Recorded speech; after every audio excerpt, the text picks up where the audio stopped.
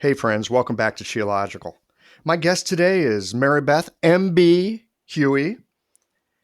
I like this from her website. This is what she says about herself. She writes this on her website. It's right up at the top. Editor, writer, acupuncturist. Whoa. I think she does a great job of introducing herself. So much so, I'm just going to read you a paragraph from her website. Get this. I love working with entrepreneurs, makers, artists, writers, performers, restaurant owners, in short, people whose work demands something particular of them, people whose personal unfolding happens through their work. Whoa. I'm a huge fan of marketing by having us speak in our own authentic voice. And I got a feeling that MB here, we're on the same wavelength. And learning to speak in your own authentic voice, no easy task. So I'm looking forward to sitting down here with MB for a little conversation on marketing, authenticity practice, making good and doing good as an acupuncturist. MB, welcome to Geological. I am tickled to be here. Thanks for having me. So I often like to begin with where people came from, how they got started doing what they do. How did a writer type character like you get involved with acupuncture? Well, like many people I find in the West, I got into acupuncture through my own personal experience with it. So in college, I majored in English and French. And after college, I went to translation school in California. But before I did that, I deferred my acceptance for a year and I went back to France to teach English in high school.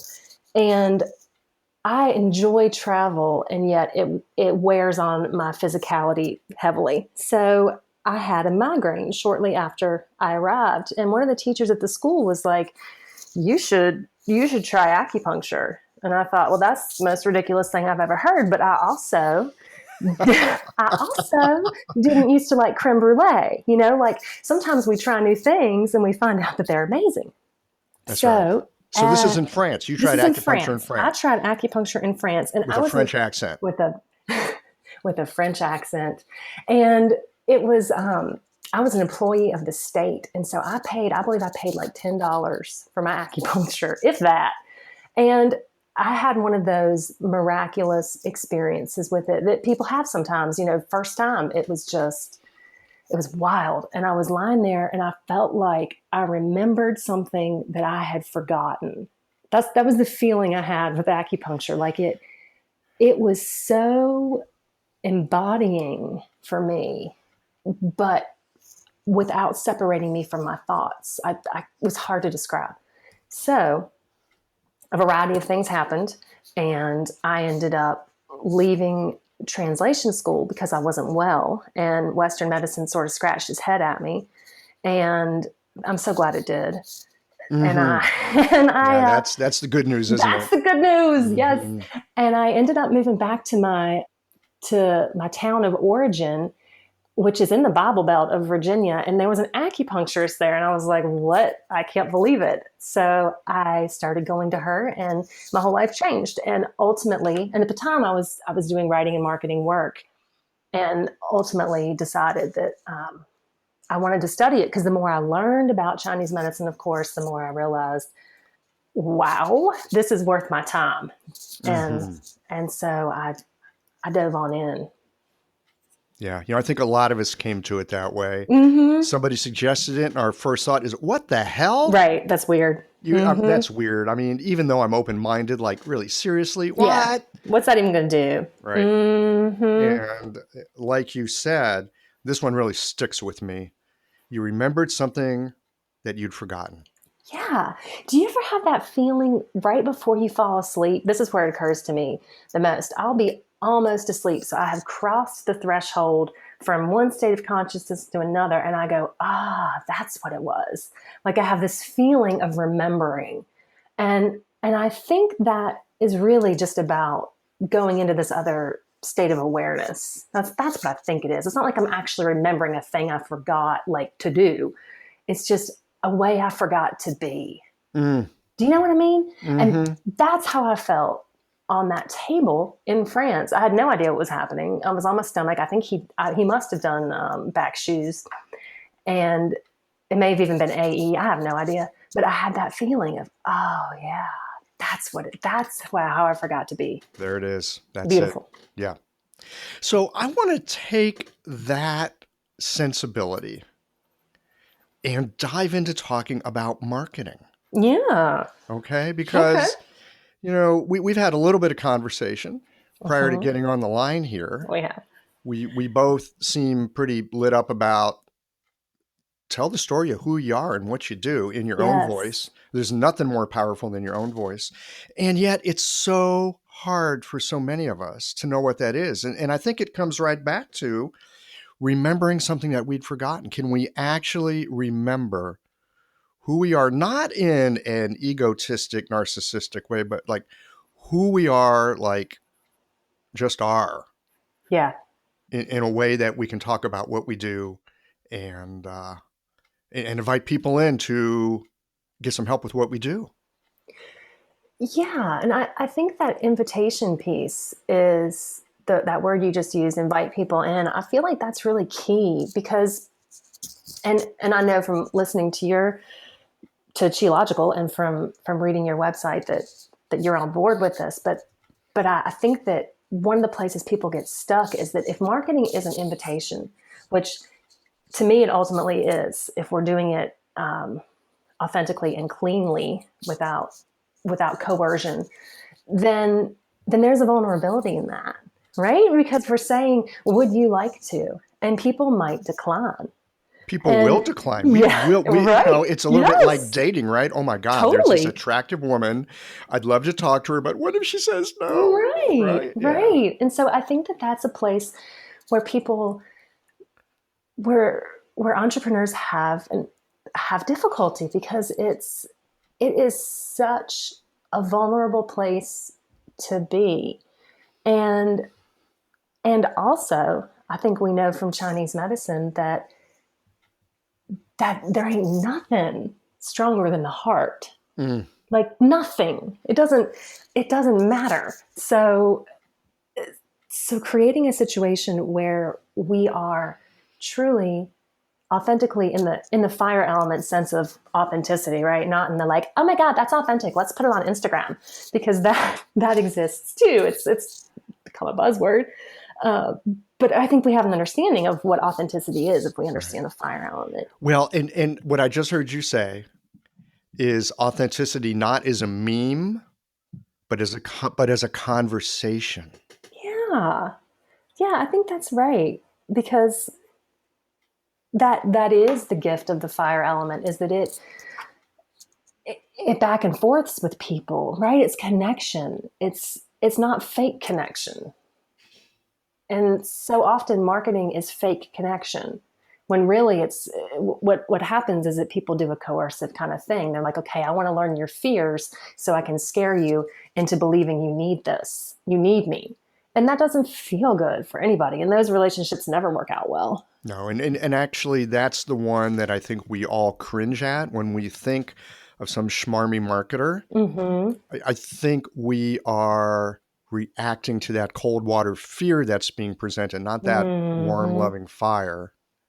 Mm-hmm. Mm-hmm. I hope so. Like, because that's cringeworthy. And I think too, in our position, Michael, like we have as people working in a healing modality, we have a responsibility, I think, to wield that power appropriately. And it's like, so I mentioned to you that I'm from the Bible Belt, and I have seen it's such great fodder for like for everything growing up in that environment and not really being a part of it. I would see how there were two kinds of ministers or preachers or pastors, whatever you want to Mm. call them. The one kind was the kind that was really very loving and into God's love, however they see it, and probably not how I see it, but still a very genuine experience of that. And then the other kind was very into the power of being in the role of pastor because people flock right, to that authority.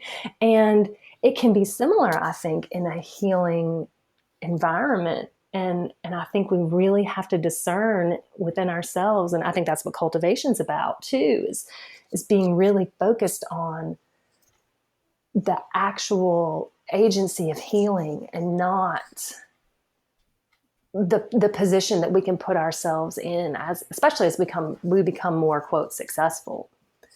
So I think marketing can be a way to keep us humble within that if we're genuine with ourselves.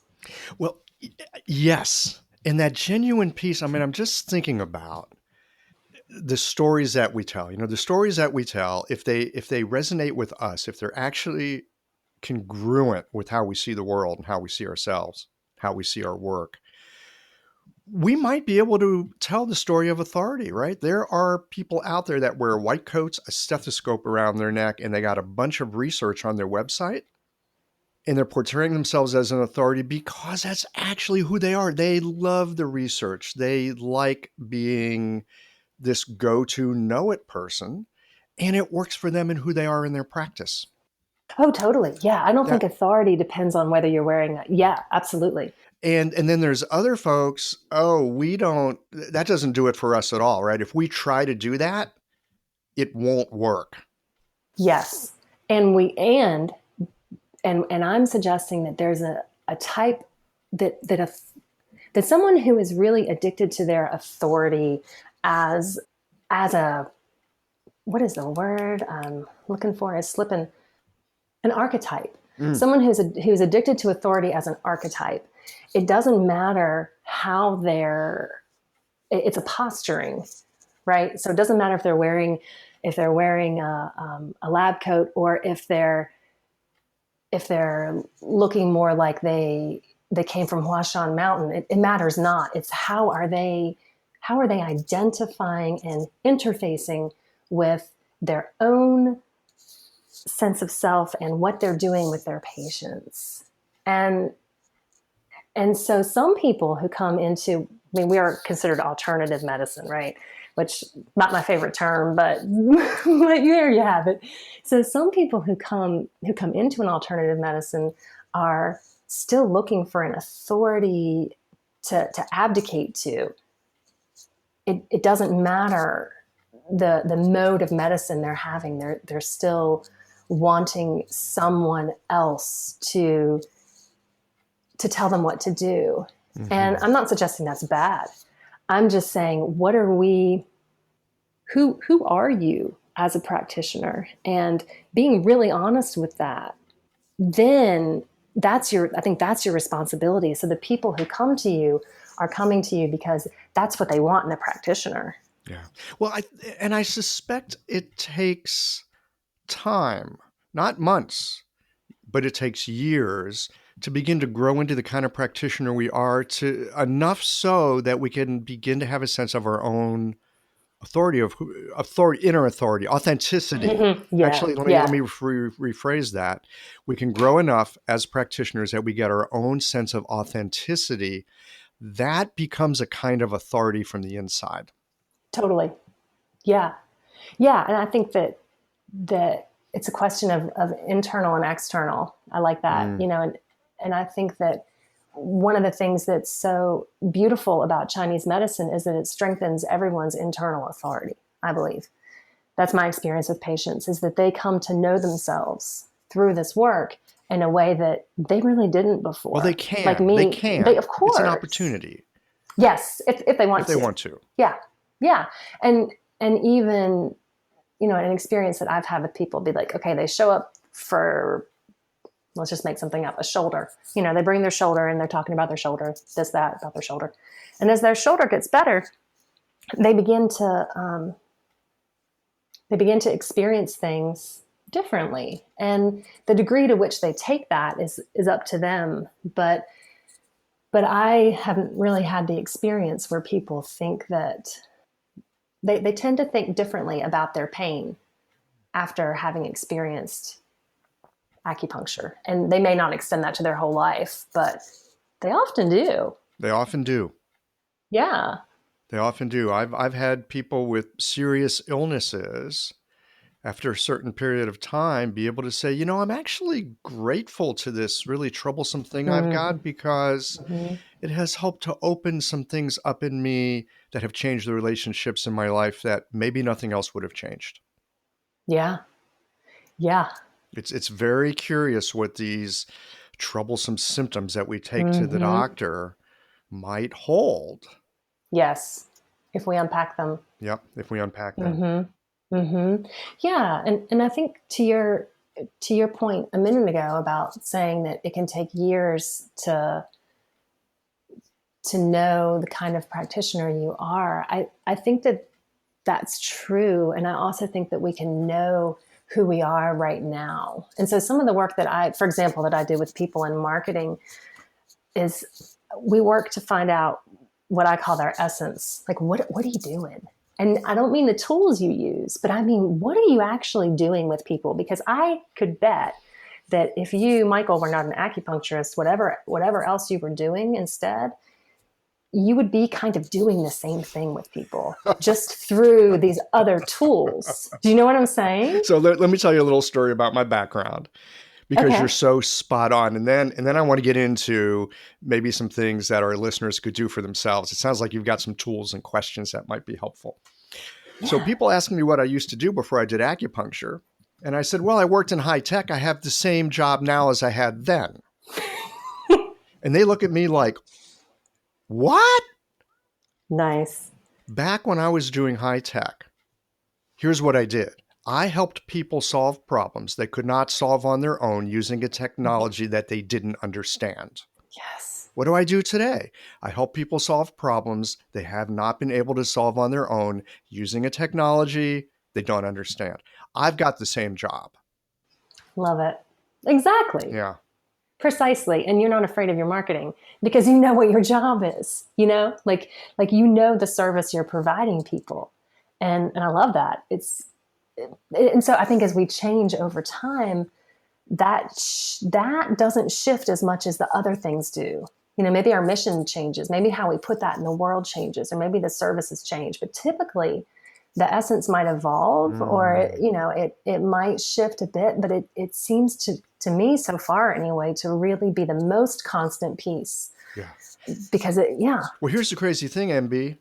It's yeah. taken me almost 20 years to figure that out. Well, So it sounds like you might have some ways of being able to dip your toe in that water, get a reading on who you are and what you're doing without having to mhm. wait 20 years. And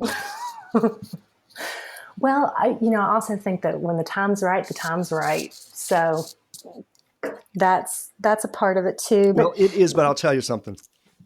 Some good questions are usually helpful, and sometimes a little mhm, focused inquiry into places that we don't even know exist, yeah, very helpful. yeah. So generally, when I'm working with people, I start with the essence statement, and because I really like to get it into words. Let's name this thing because for me, it's the core that all the marketing is then built around, and because of that, it's not wobbly marketing. It's not grabbing at what the Joneses are doing or any kind of buzzwordy outside thing. It's built from the core of who you are. And and so we start with the essence statement, and it's the hardest and the weirdest for people. It's The hardest and the you weirdest. know, Oh, it yeah, yeah, is. yeah, And yeah. typically, if I'm working with somebody who is in some kind of healing arts modality, or especially an acupuncturist, it's much easier because I can use our own language. I can talk about the five elements. I can talk about the Chong in terms of how's that disseminating in your life, the unfolding of your Ming Men, all that kind of stuff, and so that's helpful. So with other people, it's a bit harder, Well, but you got to find the metaphors that they run on. right, and which depending on who they are, is often it's always fun. It's not always easy, Mm-hmm. but it's always fun. So the way that I think about the essence is there's really kind of one fundamental question that I think it boils down to, and that is if I came into your space and just took all your tools away, whatever they are, and you didn't have any, and your client or your patient or whatever came into the room, and you still had to do the thing, what would you do? What is the thing that you're doing? And regardless of the tools or the implements you're using to do it with. And that, after the initial resistance of, what do you mean? Don't take my moxa, that tends to get some really interesting thoughts going for people. It's a bit of a Zen koan there, isn't it? Isn't it? I'm kind of into that. Yeah, I mean, I was just listening into it there for a moment. Yeah, if I didn't have my needles, I don't use moxa much. My lungs can't put up with it. But if I didn't have my needles, what would I do? What am I already doing? Right. How else would I be able to do what I do without the needles? That's a very invitingly troublesome question. I love that. Invitingly troublesome. That's beautiful. What kind of things do people come up with? What kind of things have you heard? So, or should we just leave this open to people and let them fill in the blank for themselves? I don't know. We should give them the answer to this. This is. What do you do? I can remember some. I'm happy to tell you if you want me to. Well, there's this part of me that's like, I want to just leave people hanging so they chew on it. Because if you give them an idea, they'll go, oh, yeah, me too.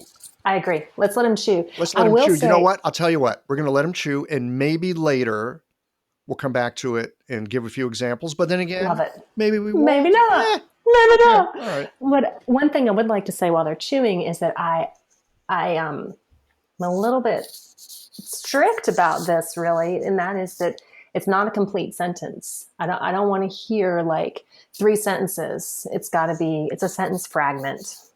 It's like 5 to 7 words, maybe.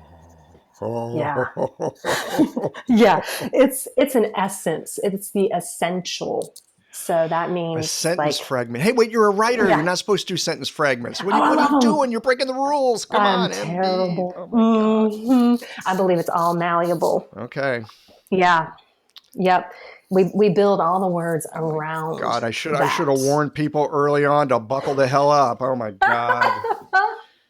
Oh, mercy. Okay. Yep. Okay. All right. So we're going to let people chew on that. They're going to have to come up with a fruit. Well, they don't have to, but we're going to invite them to come up with a fragment. Chew on that, y'all. I want to move into something else here that is near and dear to the heart of every single acupuncturist out there. What is it? Money. Oh. Right? Right. Isn't it near and dear to our heart? It depends. People have a lot of there's a lot of healing to do around money, I think. Well, I agree that there's healing to do around money, and whether you love it or you hate it, I think it's near and dear to our heart because it's never that far away from so many of our internal conversations with ourselves. How about it's near and dear to our heart, but we may have a wall between it and our heart? And then I'm on board that it's near and dear to our heart. You know what I mean? Because like sometimes the pericardium is going to come right up between somebody and money and be like, oh, nope, I don't have issues around that. You're like, oh, okay. Well, I think it's so loaded. I guess I see pericardium as part of heart. And I at least for me, in my own ruminations on this, I've decided to take the wall down and just let it be near and dear to my heart, even all the kerfuffles that I have with it and all the opinions, good and bad, that I have about it. Did you ever see Wall Street back in the 80s with Michael Douglas? I did not. Gecko. Oh, it's a great movie. Anyway, he plays this big Wall Street guy, and he is a greedy mofo. Yeah. And he's got this great line. He says, greed is good. Wow. Right? And, what he's really saying is, money's a fabulous thing. And I just kind of turn it around in my own mind and go, money is good.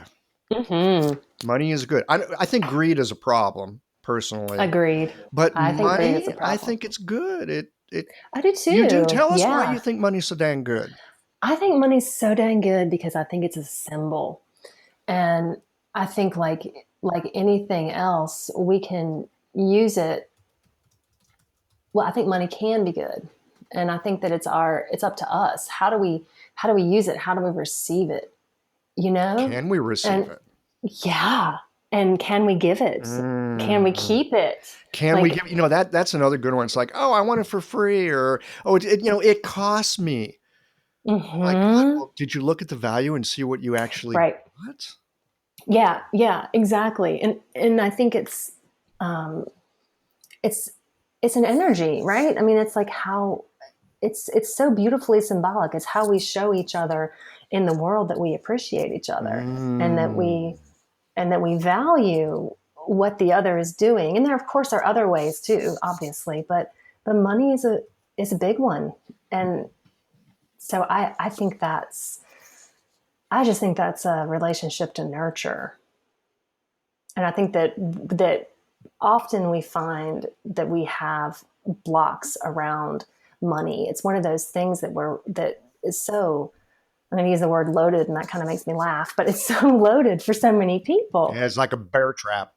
Oh man, you better watch it. Yeah, I mean, just the ideas that we have in our minds from our families of origin or culturally at large, and just lots of money stories. And so, how do we engage with that story? And are we the tragic hero? Like, who do we want to be in it? And how can we rewrite it so that it's a healthy narrative and not like Gollum sitting in the corner somewhere Yeah. hoarding his precious? So, what are some of the ways that you have learned to grapple, come to terms, write, rewrite, investigate money for yourself? It's been, oh man, that's a big question. And there are lots of answers. I think that for me, one of the most fundamental shifts happened when I recognized the various walls and stories I had between myself and money. And there's there's a woman who's kind of interesting to me. She's an Australian named Denise Duffield Thomas, and she works with women specifically and their money blocks, because there's a lot historically for women baggage wise about money. And of course, as an acupuncturist, I believe in the eight extra vessels. I believe in the ancestral influence, that we inherit certain things, and that can be also in the form of things that don't show up in our bodies, necessarily. So I've thought a lot about it, and that's been really neat for me, unearthing what triggers me around money. What do I find to be something that's like, no, that's not, no, what brings a strong reaction, and what makes me uncomfortable. And if I take that back to money being like chi is a relationship, right? Mm-hmm. And I think that money is one of our, is a manifestation of chi. So how is that flowing for me? And I look at that a lot. And am I answering your question directly enough? Well, we're winding around, but this is a winding conversation, so that's perfectly right. Yeah. That's totally on the mark to go winding around the target. All Yeah, right. All exactly. right. Great. Do you Great. work with people and help them with their own working through issues with money and how they think and feel about it and relate to it? Not straightforwardly. Working with people in their marketing is a lot like working with people in the treatment room. Things come up. Oh, working with people in marketing is like working with people in the treatment room. Absolutely. Tell me more about that. Well, so I think I've told you that I believe that marketing is a mirror. Mm. And it's because if we're first diving deep into ourselves, which is what I'm doing with people, saying, let's find this essence statement, they see lots of shadows too when they look in there. They find things they didn't expect, good or bad, or just different from what they thought they'd find. Yeah, they get a bigger story about themselves. Yes, they do. And that's the good shit. From there, we can really build some beautiful marketing and some messaging around that. But the first part's a little scary, Michael. It's like, wait, this isn't what I thought it was going to be. I thought I had the answer to this, or this reveals to me something that I've not really fully healed in myself. Mm-hmm. Or this is an area that I said I would never go. Right. Mm. Yes. All that kind of stuff. And so sometimes, money comes up. Typically, not as directly. It's more of a scarcity kind of experience. I encounter a lot of that with people. The scarcity mindset versus the abundant mindset, and what does that mean? In what ways is that showing up in my life? And but yes, in that way, money comes up. But I'm not specifically. I don't have things in my process that focus on ways to heal that. But I mean, I will go places with people depending on their relationship that and I will say things about whatever I see, in as long as it's within the realm of what seems appropriate. And I find that working with people, rapport building, of course, is something that we do in as acupuncturists, obviously. So that's useful for me to be able to have difficult conversations with people about their marketing that they really weren't expecting. They might have their own ideas about marketing. They might know it's hard for them, or they might know they feel overwhelmed, but we encounter a lot of surprises. Mm-hmm. Can you share some of the surprises that you found? Let me think of one. It's going to take me a second. Take your time. Thank you. Let it percolate. Mm-hmm. So this was a nice surprise.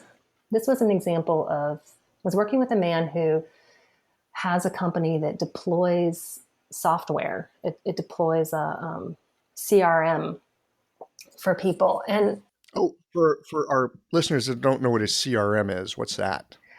okay. So it's customer relationship management. So basically, it stores your client's data and can communicate with them in various ways depending on what software you have, and has different functionalities. But basically, it houses your data. It's usually huge and has a lot of things it can do. It can be generally incredibly overwhelming and super useful if you can figure out how to make it useful for your situation. And so that's what my client does for people. He sets up the CRM for them and identifies, like, how do we customize this so that it's useful for you? Right. So you don't have your notes about things you got to do and people you got to contact and addresses and stuff on a bunch of Post-it notes and scraps of paper. Making you crazy. Yeah. And okay, exactly. Yeah.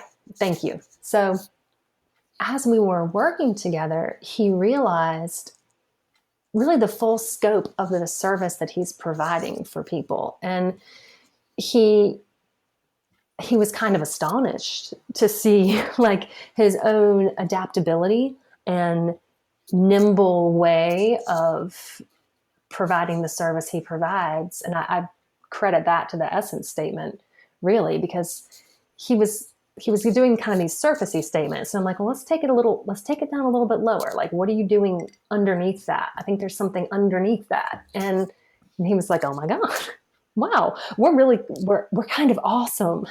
Like, yes, you are. And so in that way, the experience was a little bit uncomfortable for him because he wasn't really sure what I meant exactly. And he had to go someplace a little bit unknowing, and he went a little deeper, and he saw the foundation of what he does. And it's enabled him to really clarify his marketing. And that's been great. So this gets back to that thing that you were talking about. If you didn't have a CRM that you were installing in people's offices, what would you be doing? Exactly. Can you share a little more of what that process is? So, people just wanted to do their own little exploration. Are there like a set of questions, or is this really something that you do like an acupuncture treatment where, it's unique and different to every person? You have to be in front of them. So I'm going to say yes, both A and B, one of those answers. Oh, you sound like a Chinese medicine practitioner. It's both and. Oh, yeah. Okay. All right. I am so into both and. I should have Love it. Okay. Love it. Like opposites. They're so related. It's beautiful. Yeah. Yin and yang. No getting away from it. Okay. Right. No getting away from it. But I do go through a process with people. And like I said, I start with the essence because I think that that's the most fundamental, and we build around that So a lot of people want to start with their mission. And like I really believe there's something deeper than the mission that we can find. And we've actually, with a couple of people, we have then updated their mission statements because they're like, oh my God, the essence is this, and that doesn't really fit the mission. The mission has been a little bit wonky. Mm-hmm. And so we refit that. So I think of it as sort of as these spheres, like the essence is the smallest on the inside, and then outside from that is the mission statement. And outside from that is the messages, the messaging. And sometimes the mission and the messaging could flip. It depends on how you look at it.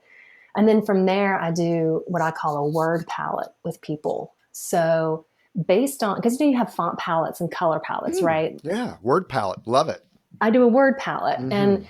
And it's fun. I tell this to people who know about the 5 elements, but I don't make it explicit with people who don't typically.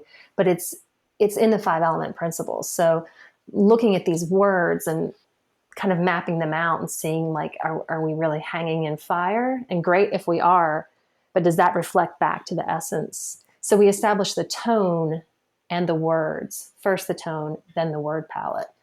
So a lot of my people are and I have other words for these too, so that I'm not having to talk about the element.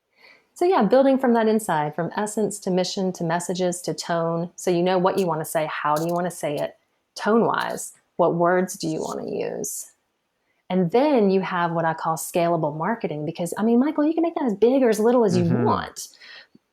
But so you can apply it to whatever channels make sense, not to every channel because you're gonna make yourself crazy, but what makes sense for you to do? Where is the chi right now that is vital? And where is the chi that is kind of like stuck that you can move a little bit? Well, and it's all coming from this place of deep authenticity. It's all coming from a place of deep congruence. Yes, congruence. I love that word. Yeah, there's this great word in Chinese. Oh God, I always screw up the tones. It's li. And it's li is the pattern of color in a piece of jade. Li is the grain inside of wood. God. Li is the texture of a fabric, right? Yeah. It's the stuff that runs through something that it's made of. Oh, I love it. Deep congruence. Yes. Yeah, it's a great character. Yes, that's beautiful. And you know what you read from my website in the intro about people that I wrote about myself and who I like to work with, that is really inspired from my own essence work with myself and realizing that I like to work with people who have a sense of gung fu. Like, you know, I remember learning that gung fu isn't just a martial art, but a chef has gung fu, a farmer, you know, really connecting with the thing they are doing because it is their art made manifest. That's right. And that really reminds me of that. I think that those sound like friends. Yeah, that thing about Gong Fu, it's about effort and cultivation. Mm-hmm. And then something that comes out of that, attentiveness. Yes. Well said, sir. Yes. Mm-hmm. I really like that experience. And I think that when we're doing that for ourselves, then our marketing it's just a natural blossom. Well, it seems like it would be effortless if I'm just thinking for myself, and it's taken me years to get there. Because let me tell you, when I first put up my first website in 1998. Oh, yeah. Wow.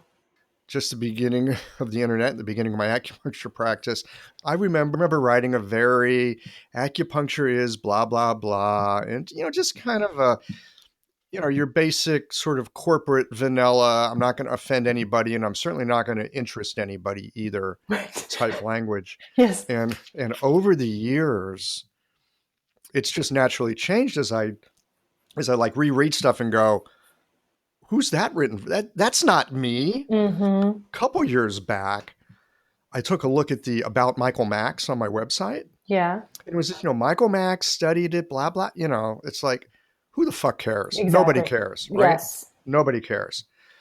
What would I write if I was actually going to write who I am and what I do? And I just thought, Ooh, that's a little scary. I don't know if I want to put that out in the world. Yes. That's really frightening, terrifying, actually. But I Mm-hmm. thought, you know what? I'm going to write it. I'm going to sit down. I'm going to write what I actually want to write about who I am, what I do, and what you can expect. I'm going to write it with the promise I don't have to publish a word of it. Nice. And I wrote it and I put it away for a few days. And I took it back out and I read it and I went, oh, you know what? That's me. Good for you. And I put it up on my website. And then how'd you feel? Did you have like the vulnerability hangover, or did you feel liberated, or kind of both? Liberated. Great. Liberated. And here's why I was liberated. Because the people that jibes with, Mm-hmm. I want to see them. The Right. people that it doesn't jibe with, I do not want them to waste their time, their money, and I don't and even more so, this is going to sound a little selfish. Mm-mm. I do not want them to waste my time either. Yeah, it's beautiful. I don't think that's selfish at all because, I mean, really, like how it's so draining. It is so It's fucking draining. so, yeah, exactly. God, and how can you serve your other people? And you know, I feel like if you look at your schedule and there's somebody on there that's like that, you Ugh, look at that right. and you go, oh, then I mean that ain't right. Not Like right. that's Yep. No, that's true. it's not right for you. It's not right for them. It's not even right for your other patients because it takes up this it's baggage and Yeah. it takes away your presence. It interferes with your Lee. Yeah, Interferes with your Lee. yeah. It So just fucks up your it lead. fucks up your Lee. I hate that. So I love hearing what you have to say about getting to the essence, getting to the authenticity in a mindful way as a step one. I have stumbled my way through it over the course of many, many years. I mean, I find, at this point, I'm pretty happy with what I got. Mm-hmm. But I didn't know that. I never had anyone sit down with me and say, hey, you know what? Let's get to the very essence of who you are, what you do, and what you offer. Because then it's very easy to speak clearly, congruently, honestly about yourself through any of the multiple channels that you want to speak through. Mm-hmm. What a time Yeah. saver. Oh my God. Where were you 20 years ago? 20 years ago, where was I? Oh, I was probably in France getting my acupuncture There you treatment. go. Okay. I was getting here. It just took me a minute, you know. But yeah, I think that and honestly, so I find that polarizing people is really vital. Mm, And so many people are resistant to that because it's scary. And you don't have to polarize people by shocking them. Like you can if you want to, like if that's your style, that's great. Go, no shame in that. But it's possible to write something and to present yourself in a way that people can then self-select. yes. They can raise their hands and say, yes, please. And that's polarizing. I love it. When you say raise your hands and say yes, please, it makes me think about someone, you listeners that have listened to me before talk about marketing. You're going to hear me say the name again because this guy's brilliant, Seth Godin. You're familiar with Uncle Seth, right? I am familiar with him. I will say I have not dived in. Oh, So okay. I'm interested to hear what you have to Well, say. many people say he's a marketer, but I think he's just an astute observer of human nature and communication. Mm-hmm. And his thing is do your art, ship it, and help people, Yes. which I love. And one of the things that he talks about as part of the marketing process that I used to not do, in fact, I avoided. He said, in any marketing process, you need to create a little tension. Mm-hmm. So, right, it's just what Mm-hmm. you were just talking about. You create a little tension, you let the tension work. You don't resolve the tension quickly. Yeah.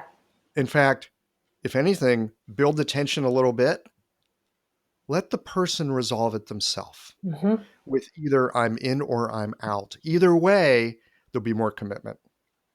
I think that's true. And I think that's something that people can confuse with that. And this is kind of back to what we were saying earlier about shiesty marketing is I think people Mm-hmm. can FOMO hard, fear of missing out. And I don't think tension requires that. No, no, really good tension doesn't. No, it's an invitation. It's not Hmm. it's not a fear-mongering process. So I believe definitely in like deadlines. The doors open, the doors close for things. I think that's great for people give to create urgency in that way. But I don't think it's appropriate or even necessary to try to frighten people. like, you know, Well, it's a very effective way of getting people's attention and selling them something. frightening them. Yes, it's very Yes, effective. I it mean, you is. can effectively do that. You can. The question is that the life you want to live? That is the question. Do you want to live in that? Because if you're using fear to monger and market, guess what you're going to be living with every day? You got it. Yeah. And I think especially, I think it's one thing if you're selling pens and pound puppies, like if you're selling an item. I still don't like FOMO, but I can understand it a little differently than the kind of work we do where you're interacting with your people one-on-one. Your art is about how you're connecting with them and helping them to heal. And if that's based on scaring them, uh, Well, I mean, the other thing is they've shown it doesn't work so well, right? Tell people if they keep eating the way they're eating, their diabetes, and they'll lose their legs. Yeah, yeah, is that helpful? It's not really helpful. yeah. What I understand is more helpful. Hey, if you eat this way, you're going to get a fat ass. You eat this way, you're going to be skinny and sexy. Guess which one motivates better? Well, for sure. Yeah. Yeah. And also it's a question of, again, like what you were saying before, inviting people. Are you inviting people to take a step that they're scared to take? Like you can change your life and if you want to, and here's how, here's something you can eat and here's something you cannot eat. So talk to me a little bit more about how to invite when people already have fear. And you don't want to play on the fear. Yeah. You don't want to play on the Yeah. fear. That's right. They have fear. It's there. You don't want to engage the fear. You want to engage something else. How do you invite in that situation? Yeah. And so are you thinking mainly in marketing? Or are you talking about like conversations in treatment rooms or just in general? Are they different? No, but I would use a different example. Oh, use whichever example comes to mind uh, because often I think about what I'm doing with my patients in service of helping them help themselves. Yes. I'm doing a little marketing. I'm marketing them to them. Right. Right. And showing them a possibility that maybe they can't see. Yeah. So whatever example you want to give is fine. So I think that I'll take it to marketing because it can be such a great example for everything. So in marketing, one of the things that we learn is that knowing your ideal client or knowing the person you want to work with, knowing your target audience, whatever you want to call them, is of paramount importance, right? So their dreams, their desires, what they dread. So I do believe it's important to know their fears Mm-hmm. because then you can speak to them without playing on them, like you said. And what I think it means to speak to their fears is to offer an alternative, to say, yes, I see this. I validate and understand this fear. And also this other thing is an option. There is choice. You have choice because you are human. And I think that's part of the nature of consciousness is that even when our options are limited, we have choice within them. And so I think that that's the role of effective marketing or of effective healing or effective communicating is helping us to see where our choice is and then helping to support stepping into that choice if that support's needed. I mean, sometimes people are like, oh shit, great. Dust off their hands, Right. Make the step. Off we Another go. time, yeah. And other times that it feels more like a chasm between these two realities. And so to helping to bridge that. I like that sound. Yeah, it's a great. Which what the one of you? The one you just did. Oh, I was thinking you just slapping your hands. Well, I like that sound too, but the one you just did, that's, yeah. I mean, because we all know how that feels, right? Just, Yeah. this is what I remembered I can be. Yeah. So we're back to where we were in the beginning, helping people remember something that they'd forgotten. Mm-hmm. And it makes me wonder if patients coming in have their own essence statement that maybe if I learned to tune my ears to it, it would help me better in being able to help them. I think so. I think it's like, what is our, another word I like a lot is affinity. Mm. What kind of affinity do you have with your patients? And so that's what marketing, of course, helps us with, and it's polarization, right? Is being like, okay, yes, I raise my hand, I have an affinity, and then within that, the people who come and you're working with, you're going to have different levels of affinity. You're going to have these different connections. It's different with Bill than it is with Judy, of course, because Bill's an individual and so is Judy. And this is a medicine that treats the individual as a whole complex being. And you're a whole complex being too. And so, you know, how does that work? And I love thinking about that each person has kind of their own essence statement. Well, yeah, I like it too. Is this something that you think about in your clinical work that, oh, my patients have an essence statement and part of my job is to get to it? Yeah. And I mean, that's how I came across that language for marketing, because of what I was doing in the treatment room with people. And and it's also why I like to work with the kinds of people I do, because I noticed that when I was working with this one particular artist, she would walk in and she'd be on the table and I'd walk in and I'd say, "So, how are the muses?" And she'd be like, and either the muses were right there with her, or they were telling her she had to wait and she didn't want to wait. God damn it, like whatever. And so I really felt like, and we worked a lot with the 8 extras, with the essence specifically, and and then often we would work with the lows as well, because there would be this kind of non-circulating chi that would get bound up in the low vessel way. And so I began to think about that in terms of marketing, obviously, like you do, and borrowed some of our language. When you're working with your patients and you're looking to tap in, get a sense of what their essence statement is. Mm-hmm. This may be too big of a question, but I'm going to ask it anyway. Great. What are some of the things that you do? How do you, because you're not sitting down and saying, I've got this writing exercise for you and I'm looking for a fragment. I don't, Totally. you're probably not doing that. Yeah, that's What, true. what are you doing? Often, often I will ask them to describe something. So it could be like, let's say I'm feeling the pulses or listening to them, as I more think of it as listening to the pulses. So I often ask questions during that time, because there might be something that shows up that I'm like curious about. And so I ask a question, typically relationship based. It's often like how they relate to something. So let's say that they're there, they're in my room with a physical complaint. I might ask them if they could visually describe it to me, or like, if do they get a picture in their head when they feel their pain? Like, is it like a big glowing rock, or does it feel like knives in it or something like that? So that I might take it to a visual piece, or I might ask them to talk to their pain. Like, what would they say to it?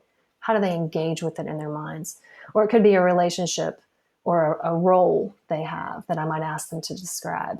So I might ask them to describe a couple of things and then look for similarities between how they orient to those things that are Mm, central in their lives. mm-hmm. And then sometimes that gives me all the information that I feel like I need. The question that I have is answered. And sometimes I'll bring it out explicitly. I might say, last time you said this about your daughter, and this time you're saying this about your knee, and I'm noticing this. What do you think about that? And then we have a conversation. Wow. You are way off the usual 10 questions, aren't you? I mean, I don't remember what they are. Yeah. Oh, so yeah. Yeah, probably. Probably way off the 10 questions. Yeah. Well, the thing about the 10 questions, whatever they are, Yeah, bless them. they're a way of beginning an inquiry Mm-hmm. into things that people often don't inquire into. Yes.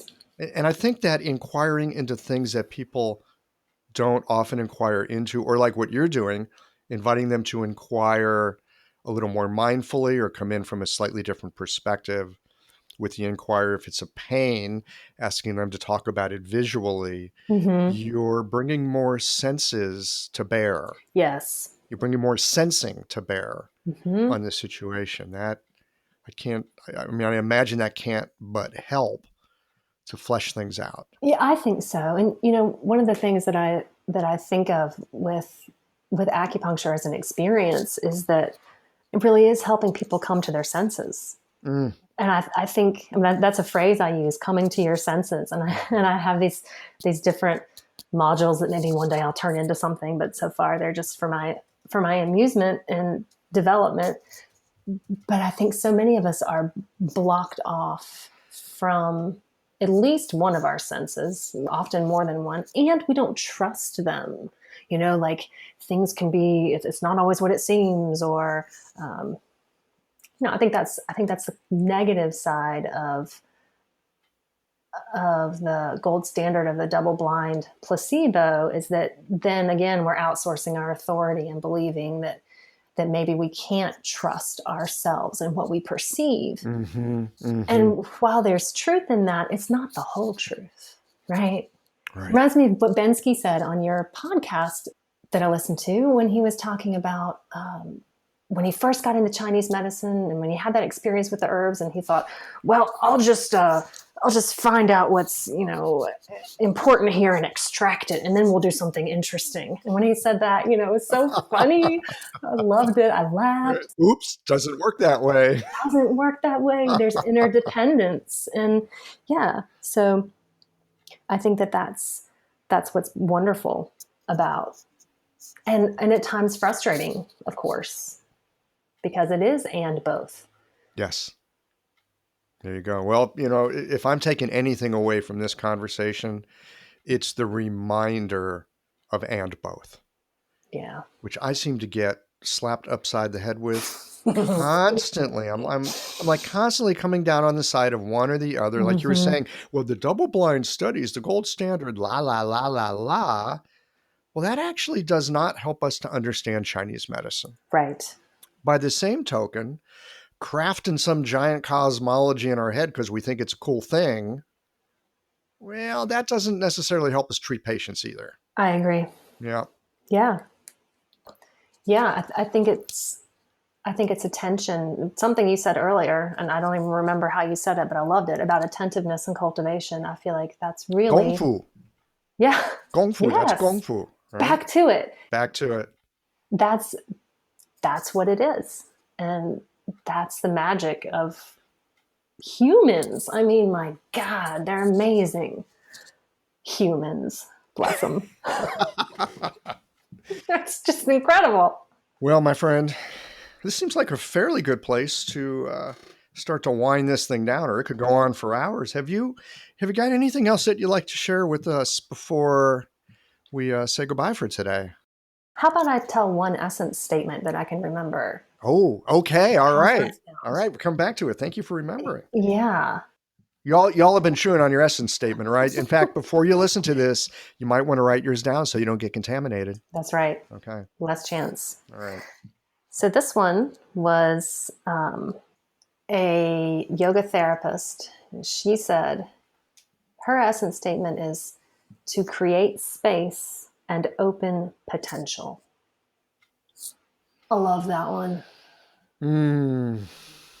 That's what she's doing with people. She's creating space and opening potential. And that's what she does with people in her life, whether or not she's doing her Whether she's got a thing. yoga mat or not. Yeah.